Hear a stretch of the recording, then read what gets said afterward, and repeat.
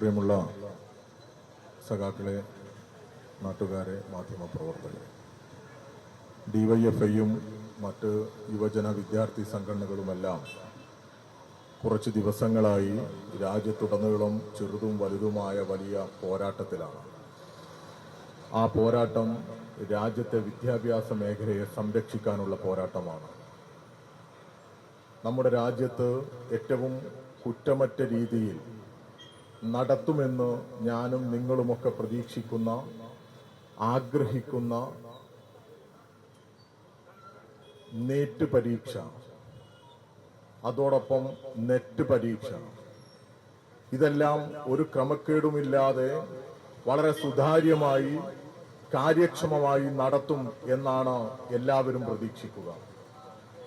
NEET എഴുതാൻ പോകുന്ന വിദ്യാർത്ഥികളെ അവരുടെ രക്ഷിതാക്കളെല്ലാം പരിഗണിക്കുന്നതും അവരെ ഒരുക്കുന്നതുമൊക്കെ നമ്മുടെ മുമ്പിൽ എത്രയോ അനുഭവമുണ്ട്. നീറ്റ് എഴുതാൻ പോകുന്ന വിദ്യാർത്ഥികളുടെ അധ്വാനം എത്ര വർഷത്തെ അധ്വാനമാണ്. വളരെ നേരത്തെ തന്നെ അവര് മെഡിസിന് പോകണം, എഞ്ചിനീയറിംഗിന് പോകണം എന്നൊക്കെ തീരുമാനമെടുത്ത് അതിനനുസരിച്ചുള്ള പഠനത്തിന് തയ്യാറെടുത്ത് ചിലപ്പോൾ കോച്ചിങ്ങിനുകൾ പോയി അങ്ങനെ വളരെ കഷ്ടപ്പെട്ട് പഠിച്ചാണ് ഈ കുട്ടികൾ പരീക്ഷ എഴുതുന്നത്. 24 ലക്ഷത്തോളം കുട്ടികളാണ് ഈ 2024 നീറ്റ് എഴുതിയത്. ഈ നീറ്റ് എഴുതുമ്പോ പരീക്ഷാ കേന്ദ്രത്തിൽ നമുക്കൊക്കെ അറിയാം, നമ്മുടെ നാട്ടിലൊക്കെ പരീക്ഷാ കേന്ദ്രങ്ങൾ ഉണ്ടാകാറുണ്ട്. ആ പരീക്ഷാ കേന്ദ്രങ്ങളിലെ പരിശോധനയെക്കുറിച്ച് പലപ്പോഴും വാർത്തകൾ വരാറുണ്ട്. പലരും ഫേസ്ബുക്കിലും സോഷ്യൽ മീഡിയയിലും ഒക്കെ എഴുതാറുണ്ട്. വലിയ പരിശോധനയാണ് കുട്ടികളെ നടത്താറ്. ദേഹപരിശോധനയൊക്കെ നടത്തുന്നത് ഏതോ തീവ്രവാദികളെ പരിശോധിക്കുന്നത് പോലെ പരിശോധിച്ചാണ് പരീക്ഷാ ഹാളിലേക്ക് കൊണ്ടുപോകുക. ഒരു പരിധിവരെ ആളുകളപ്പോ കരുതും ഇത് ഇത്രയും കുറ്റമറ്റ പരീക്ഷയാണ്, വളരെ കാര്യക്ഷമമായി നടത്തുന്ന പരീക്ഷയാണ് എന്നൊക്കെ കരുതും. അങ്ങനെയൊക്കെയാണ് ജനങ്ങൾ ഇതിനെ വിശ്വാസത്തിലെടുക്കുന്നത്. റിപ്പീറ്റ് ചെയ്യുന്നവരും റിപ്പീറ്റ് ചെയ്യുന്നവരും ഒക്കെ ആഗ്രഹിക്കുന്നതും പ്രതീക്ഷിക്കുന്നതും വളരെ സുതാര്യമായി കുറ്റമറ്റ രീതിയിൽ നടത്തുന്ന പരീക്ഷയാണ് എന്ന ഈ പരീക്ഷകൾ അതാത് സംസ്ഥാനങ്ങളിൽ നടത്തി അവിടെയുള്ള മെഡിസിനും അവിടെയുള്ള എഞ്ചിനീയറിംഗ് സീറ്റുകളിലേക്കുമൊക്കെ പ്രവേശനം കൊടുത്തോണ്ടിരുന്നതാ. ഈ പരീക്ഷകൾ അതാത് സംസ്ഥാനങ്ങളിൽ നടക്കുമ്പോ കേരളത്തിന്റെ അനുഭവം വെച്ച് നമുക്കറിയാം, ഏറ്റവും കുറ്റമറ്റ രീതിയിലായിരുന്നു കേരളത്തിൽ ഇത് നടത്തിയിരുന്നത്. എന്നാൽ ഈ പരീക്ഷാ സംവിധാനങ്ങളെ, പൊതുവെ നമ്മുടെ രാജ്യത്തെ ഫെഡറൽ സംവിധാനങ്ങളെ എല്ലാം തകർക്കുന്ന BJP ഗവൺമെന്റ് അധികാരത്തിൽ വന്നതിന്റെ ശേഷം എല്ലാം തങ്ങളിലേക്കാക്കി മാറ്റുന്ന ഒരു നടപടി സ്വീകരിക്കുകയുണ്ടായി. എല്ലാ അധികാരവും കേന്ദ്രീകൃത സ്വഭാവത്തിലേക്ക് മാറ്റി കേന്ദ്ര ഗവൺമെന്റിൽ നിക്ഷിപ്തമാക്കുന്ന തരത്തിലേക്ക് ഇവർ പോകുകയാണ്. ഫെഡറൽ തത്വങ്ങളെ എല്ലാം ഇവരില്ലാതെയാക്കുകയാണ്. അങ്ങനെ ഫെഡറൽ തത്വങ്ങളെ തകർക്കുന്ന ഈ BJP ഗവൺമെന്റ് സംസ്ഥാനങ്ങൾക്ക് കൂടി അവകാശമുള്ള വിദ്യാഭ്യാസ മേഖലയെ ആകെ തങ്ങൾക്ക് മാത്രം അവകാശപ്പെട്ടത് എന്ന് തോന്നിപ്പിക്കുന്ന തരത്തിലേക്ക് കൊണ്ടുപോയി കൺകറന്റ് ലിസ്റ്റിൽ നിന്ന് ഇവരങ്ങ് ഏറ്റെടുക്കുന്ന രീതിയിലാണ് നമ്മൾ കണ്ടത്. അങ്ങനെ പരീക്ഷകളും ഇവര് നേരിട്ട് നടത്താൻ തീരുമാനിച്ചു. അന്നും നമ്മുടെ നാട്ടിലെ പലരും പറഞ്ഞു, BJPയുടെ നേതാക്കന്മാർ ഉൾപ്പെടെ പറഞ്ഞു, ഇത് കൂടുതൽ സുതാര്യമാക്കാനാണ്, കുറ്റമറ്റതാക്കാനാണ്, വിദ്യാർത്ഥികൾക്ക് വലിയ രീതിയിൽ ഗുണം ചെയ്യുന്നതാകും എന്നൊക്കെയായിരുന്നു പറഞ്ഞത്. എന്നാൽ എന്താ ഇന്ന് രാജ്യത്തിന്റെ സാഹചര്യം? കഴിഞ്ഞ ദിവസം പത്രത്തിൽ കണ്ടത്, ഹരിയാനയിലെ ഒരു സ്ഥാപനത്തിലെ 6 പേർക്ക് ഫുൾ മാർക്ക്, കുറച്ചു പേർക്ക് 720-ൽ 718-ഉം 719-ഉം ഒക്കെ മാർക്കാണ്. ഈ നീറ്റ് എഴുതുന്നവർക്കറിയാം 4 മാർക്കാ കിട്ടുക ഒരു ചോദ്യത്തിന് ഉത്തരമായിട്ട്. എങ്ങനെയാണ് പ്രിയമുള്ളവരെ 718-ഉം 719-ഉം ഒക്കെ മാർക്ക് കിട്ടുന്നത്? ഈ സെന്ററിനെ കുറിച്ച് പരിശോധിച്ചപ്പോ ഹരിയാനയിലെ സെന്റർ BJP നേതാവിന്റെ സെന്ററാ. BJP നേതാവിന്റെ സെന്ററാ. എങ്ങനെയാ ഇങ്ങനെ സംഭവിക്കുന്നത്? രാജ്യത്ത് കുറ്റമറ്റ രീതിയിലാണ് നടക്കുന്നത് എന്ന് ജനങ്ങളെ വിശ്വസിപ്പിച്ച് ഈ BJP ഗവൺമെന്റ് ചെയ്യുന്നത്, BJPക്ക് താല്പര്യമുള്ളവർക്ക് മെഡിസിൻ സീറ്റും എഞ്ചിനീയറിംഗ് സീറ്റും തരപ്പെടുത്തി കൊടുക്കുന്ന തരത്തിലേക്ക് ഈ മത്സര പരീക്ഷകളെ മാറ്റിക്കൊണ്ടുപോകുന്നു എന്ന് തന്നെയാണ് ഈ രാജ്യത്തെ അനുഭവങ്ങളിൽ നിന്ന് നമുക്ക് ബോധ്യപ്പെടുന്നത്. ഈ രാജ്യത്തിന്റെ പ്രധാനമന്ത്രി ഇതിനെക്കുറിച്ച് എന്തെങ്കിലും പറഞ്ഞോ? ഒന്നും പറഞ്ഞില്ലല്ലോ. ബീഹാറിൽ നിന്ന് പുറത്തു വരുന്ന വാർത്തകൾ എന്താ? ലക്ഷങ്ങൾ കൊടുത്ത് ഈ ക്വസ്റ്റ്യൻ പേപ്പറുകൾ മുൻകൂട്ടി വാങ്ങിവെക്കുന്നു എന്ന, സാമൂഹ്യ മാധ്യമങ്ങളിലും മറ്റും ഈ ക്വസ്റ്റ്യൻ പേപ്പറുകൾ കിട്ടി എന്നാ പറയുന്നത്, ടെലിഗ്രാമിൽ ഉൾപ്പെടെ. ഈ ചോദ്യ പേപ്പർ പല സ്ഥലത്തും അന്വേഷണ ഉദ്യോഗസ്ഥന്മാർ ചെന്നപ്പോ കത്തിച്ച നിലയിൽ കണ്ട ക്വസ്റ്റ്യൻ പേപ്പറുകളിൽ ഭൂരിഭാഗവും പരിശോധിച്ചു നോക്കുമ്പോ ഈ 2024 അതേ ചോദ്യങ്ങളുടെ 60% അതിലുണ്ട് എന്നാ പറഞ്ഞ് ബാക്കി ഭാഗത്തുള്ളതെല്ലാം. അതിന്റെ അർത്ഥം എന്താ? പൂർണ്ണമായും ഈ ചോദ്യ പേപ്പർ ഈ മാർക്കറ്റിൽ വിൽപ്പനക്ക് വെച്ചിരിക്കുന്നു BJP ഗവൺമെന്റ് എന്ന, മാർക്കറ്റിൽ വിൽപ്പനക്ക് വെച്ചിരിക്കുന്നു. രണ്ട് സംശയമാണ് ഈ രാജ്യത്തെ ജനങ്ങൾ മുന്നോട്ട് വെക്കുന്നത്. അതൊന്ന്, ഈ രാജ്യത്ത് അഴിമതിക്ക് വേണ്ടി കൂട്ടുനിന്നു നാഷണൽ ടെസ്റ്റിംഗ് ഏജൻസി ഉൾപ്പെടെയുള്ള BJP സംവിധാനങ്ങൾ. അതോടൊപ്പം സ്വജനപക്ഷപാതം. ഇവർക്ക് BJP നേതാക്കന്മാർക്ക്, അവരുടെ മക്കൾക്ക്, അവരുടെ കുടുംബക്കാർക്കെല്ലാം രാജ്യത്തെ പ്രധാനപ്പെട്ട മെഡിക്കൽ സീറ്റുകളെല്ലാം കിട്ടുന്ന തരത്തിലേക്ക് ഈ പരീക്ഷാ സംവിധാനത്തെ ഇവർ മാറ്റി എന്നുള്ളതാ. അങ്ങനെ മാറ്റി എന്നുള്ളതാ പറയുന്നത്. എങ്ങനെയാണ് ഈ രാജ്യത്ത് ഈ ക്വസ്റ്റ്യൻ പേപ്പർ ചോർന്നത്? എങ്ങനെയാണ് ഈ ചോദ്യ പേപ്പറിൽ സുതാര്യത നഷ്ടപ്പെട്ടത്? ഈ ജനങ്ങളോട് പറയാനുള്ള ബാധ്യത BJPക്കില്ലേ? രാജ്യത്തെ ജനങ്ങളാകെ സംശയിക്കുകയാണ്. 24 ലക്ഷത്തോളം കുട്ടികൾ പരീക്ഷ എഴുതിയ നീറ്റ്, ആ നീറ്റ് ക്വസ്റ്റ്യൻ പേപ്പർ ചോർന്നത് ഇപ്പോഴാണ് നമ്മൾ അറിയുന്നത്. മുൻകാലങ്ങളിൽ ഇത് ചോർന്നിട്ടുണ്ട് എന്ന് തന്നെയാണ് ഇപ്പോ ആളുകൾ സംശയിക്കുന്നത്. ഇവർ വിൽപ്പനക്ക് വെച്ചിട്ടുണ്ട് എന്ന് തന്നെയാണ് സംശയിക്കുന്നത്. ഒരു ഭാഗത്ത് പണമുള്ളവർക്ക് സീറ്റ് തരപ്പെടുത്തി കൊടുക്കുന്നു ചുളുവിൽ ഗവൺമെന്റ് സ്ഥാപനങ്ങളിൽ. അതോടൊപ്പം BJP നേതാക്കന്മാരുടെ മക്കൾക്ക് അനധികൃതമായി പിൻവാതിലിലൂടെ നീറ്റും മറ്റുമെല്ലാം ക്വസ്റ്റ്യൻ പേപ്പർ കൊടുത്ത് അവർക്ക് സൗകര്യമൊരുക്കി കൊടുക്കുന്നു. OMR ഷീറ്റുകളുടെ കൃത്രിമത്വവും നമ്മൾ കാണുക. മാർക്ക് ചെയ്യാതെ, കറുപ്പിക്കാതെ ഈ OMR ഷീറ്റ് അങ്ങ് കൊടുക്കുക. എന്നിട്ട് ഇൻവിജിലേറ്റേഴ്സ് ഇത് കറുപ്പിച്ച് അങ്ങ് ഇവർക്ക് സൗകര്യപ്പെടുത്തി കൊടുക്കുക. ഇങ്ങനെയും ക്രമക്കേടുണ്ട് എന്നാ പറയുന്നത്. ഇപ്പൊ നോക്കൂ നിങ്ങൾ, ആളുകൾ പറഞ്ഞുകൊണ്ടിരിക്കുന്നു, രാജ്യത്തെ പല മാധ്യമങ്ങളും പുറത്തുവിടുന്നു, ഈ രാജ്യത്തെ പല ഇതുപോലെയുള്ള മത്സര പരീക്ഷകളിലും കൃത്രിമത്വം തുടർച്ചയായി നടന്നിട്ടുണ്ട് എന്ന്. നമ്മുടെ നാട്ടിലിപ്പോ UPSC പരീക്ഷ കഴിഞ്ഞ ഇന്റർവ്യൂവിന് പോകുന്ന കുട്ടികൾ ഇന്റർവ്യൂ കഴിഞ്ഞ് വന്നിട്ട് പറയുന്നു, ഞങ്ങൾക്ക് കിട്ടില്ല സഖാവേ, ഞങ്ങൾക്ക് കിട്ടില്ല. റിസൾട്ട് വന്ന ലിസ്റ്റ് വരുമ്പോ കാണുന്നു ഈ രാജ്യത്തെ പല സംവരണങ്ങളും പല സംവിധാനങ്ങളും എല്ലാം അട്ടിമറിച്ച് BJP ആഗ്രഹിക്കുന്നവർക്ക് തസ്തികകൾ കിട്ടുന്ന തരത്തിലേക്ക് രാജ്യത്തെ ഇന്റർവ്യൂകളെ വരെ മാറ്റിയിരിക്കുന്നു എന്ന്.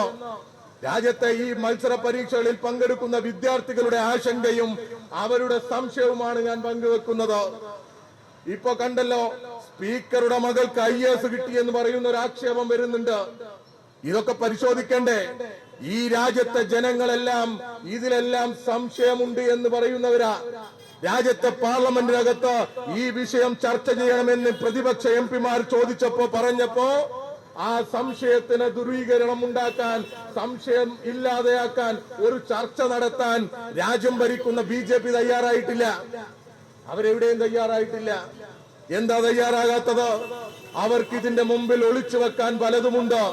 രാജ്യത്ത് ഈ മത്സര പരീക്ഷകളെ എല്ലാം ഇവര് കുറ്റമറ്റ രീതിയിൽ നടത്തുമെന്ന് പറഞ്ഞ് തങ്ങളിൽ നിക്ഷിപ്തമാക്കി വെച്ചത് ഇപ്പോ ഇതാ പൊളിഞ്ഞിരിക്കുന്നു എന്ന് ജനം ബോധ്യപ്പെട്ടിരിക്കുന്നു. ഇത് ബോധ്യപ്പെടുന്നത് തന്നെ ഇവരെല്ലാ കള്ളത്തരവും ചെയ്യും. മത്സര പരീക്ഷകളിലൂടെ ഇവരുടെ പ്രിയപ്പെട്ടവർക്ക്, RSSകാർക്ക് ഈ കേന്ദ്രങ്ങളിലൊന്നും എത്തിച്ചേരാൻ പറ്റില്ല. ഇത് നാട്ടുകാർക്കൊക്കെ അറിയാം. പക്ഷേ ഇതിനൊക്കെ അവരൊരു കുറുക്ക് വഴി കണ്ടെത്തുക. അങ്ങനെ കുറുക്ക് വഴി കണ്ടെത്തി ഓരോ ഏജൻസികളെ ഏൽപ്പിച്ച് അവരിലൂടെ രാജ്യത്തെ RSSകാർക്ക് സൗകര്യപ്പെടുത്തി കൊടുക്കുക. അങ്ങനെ സൗകര്യപ്പെടുത്തി കൊടുക്കുമ്പോഴെങ്കിലും ഇത് കുറ്റമറ്റ രീതിയിൽ നടത്താൻ, ജനങ്ങളെ സംശയത്തിൽ പെട്ടെന്ന് എത്തിക്കാത്ത തരത്തിൽ നടത്താനുള്ള ബുദ്ധി പോലും രാജ്യത്തെ RSSനും BJPക്കും ഇല്ല. അതാ 719ഉം 718ഉം ഒക്കെ മാർക്കിട്ട് കൊടുത്തത്. അങ്ങനെ ഇത് ജനങ്ങൾ അറിയുന്ന സാഹചര്യം ഉണ്ടായത്. അങ്ങനെ കുറ്റമറ്റ രീതിയിൽ പോലും നടത്താൻ പറ്റുന്നില്ല എന്നുള്ളതാ. ഇപ്പൊ നമ്മുടെ കേരളത്തിൽ പോലും നമുക്കറിയാം ബിജെപിയുടെ സംസ്ഥാന അധ്യക്ഷന്റെ മകന് രാജീവ് ഗാന്ധി ഇൻസ്റ്റിറ്റ്യൂട്ട് ഓഫ് ബയോടെക്നോളജിയിൽ എങ്ങനെയാ നിയമനം കിട്ടിയത് എന്ന് ഈ നാട്ടിലെ ജനങ്ങൾ ചോദിച്ചുകൊണ്ടേയിരിക്കുന്നു. കഴിഞ്ഞ ദിവസം ബിജെപിയുടെ സംസ്ഥാന പ്രസിഡന്റ് ഒരു കള്ളപ്പണിക്കർ എന്ന് വിളിച്ചൊരുത്തനുണ്ടായിരുന്നു.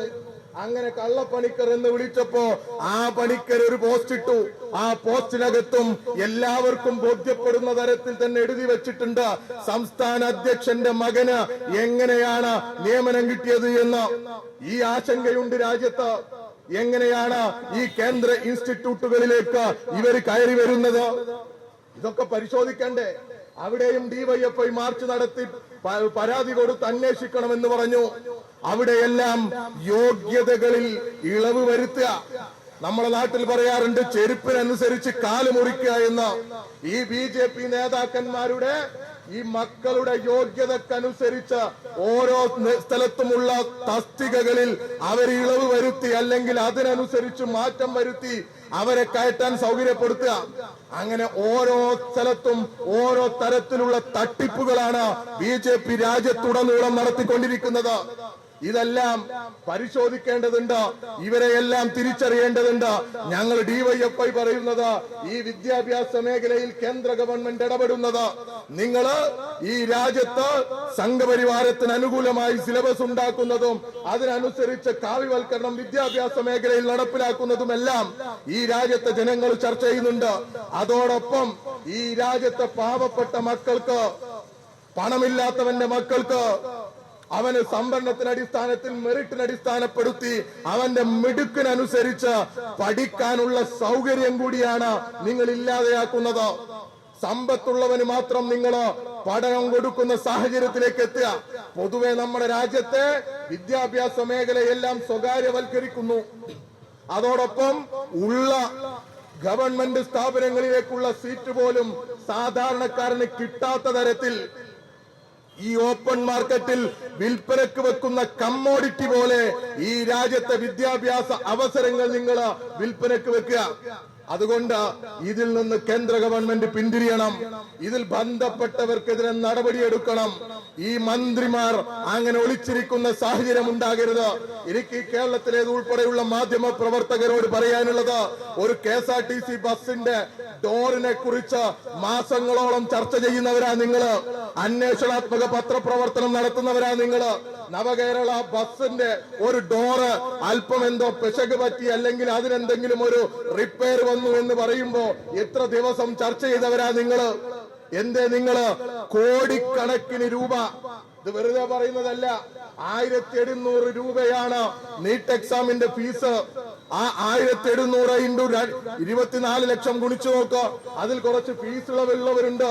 എന്നാലും ഏകദേശം 300 കോടിയോളം രൂപയാണ് ഈ ടെസ്റ്റിംഗ് ഏജൻസി വാങ്ങിവെച്ചത്. ചെറിയ ഇടപാടല്ല. അങ്ങനെ കോടിക്കണക്കിന് രൂപ വാങ്ങിവെച്ച് നടത്തുന്ന പരീക്ഷയെ കുറിച്ച് എന്തേ ഇങ്ങനെ ഒരു ആക്ഷേപവും ഇങ്ങനെ ഒരു അഴിമതിയും പുറത്തു വന്നിട്ട് രാജ്യത്തെ മാധ്യമങ്ങൾ കണ്ടില്ലെന്ന് നടിക്കുന്നു? ഈ കേരളത്തിലേത് ഉൾപ്പെടെയുള്ള മാധ്യമങ്ങൾ എത്ര ദിവസം ഇത് ചർച്ചക്കെടുത്തു?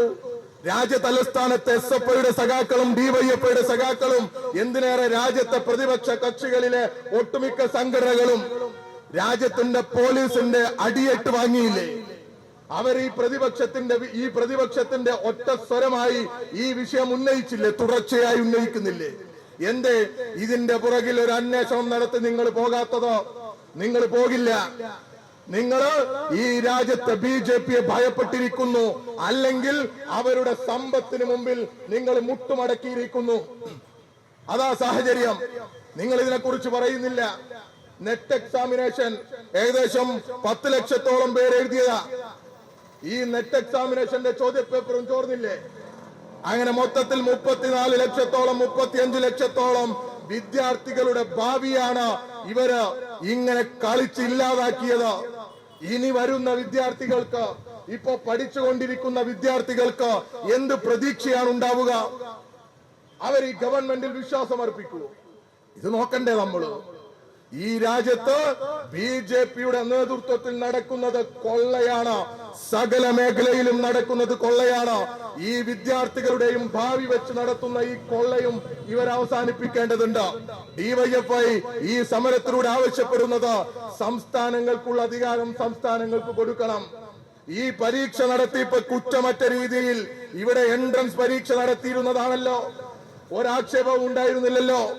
ഈ സംസ്ഥാനത്തിന് വിട്ടുകൊടുക്ക്, കുറ്റമറ്റ രീതിയിൽ പരീക്ഷ നടത്തും. അങ്ങനെ വിദ്യാർത്ഥികൾക്ക് പ്രതീക്ഷയുള്ള തരത്തിൽ, അവർക്ക് കൂടുതൽ അവസരങ്ങൾ ഉണ്ടാകുന്ന തരത്തിൽ ഈ പരീക്ഷ നടക്കും. അതിനുള്ള സൗകര്യം ഒരുക്കണം. അതോടൊപ്പം ഈ രാജ്യത്ത് ഈ പരീക്ഷാ ക്രമക്കേടുകൾ നടത്തിയവരെ നിയമത്തിന് മുമ്പിൽ കൊണ്ടുവരണം. ഈ അന്വേഷണം നടക്കുന്ന കാലയളവിൽ ഇതിന്റെ ചുമതലപ്പെട്ട മന്ത്രി രാജിവെച്ച് മാറി നിൽക്കണം.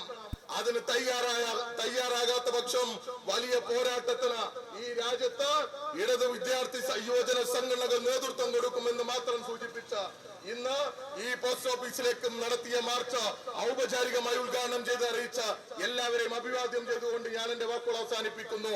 അഭിവാദ്യങ്ങൾ.